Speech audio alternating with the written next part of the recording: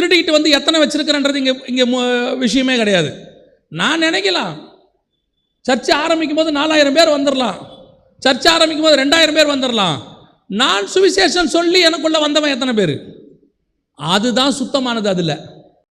அதுதான் அதில் சுத்தமானது. இன்னைக்கு அசுத்தம் அப்படியே பெருகுது, பார்க்கறதுக்கு எல்லா பக்கமும் பெருகிட்டு போகுது. பெருகிட்டு போக போக இந்த நல்ல ஊழியக்காரனுக்கெல்லாம் ஃபெட்டப் ஆகுது.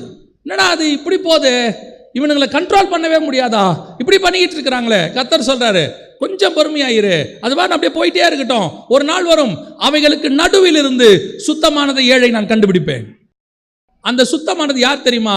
அந்த முள்ளுகளுக்கு நடுவே லீலி புஷ்பம் இருக்கிறது போல எனக்கென்று கொஞ்சம் சபையை நான் வைத்திருக்கிறேன். ஆண்டவர் திருப்பி திருப்பி சொல்வாரு, பின்பறிப்புக்கென்று சில பழங்களை நான் விட்டு வைத்திருக்கிறேன். அதுதான் முள்ளுகளுக்கு நடுவே லீலி புஷ்பம்.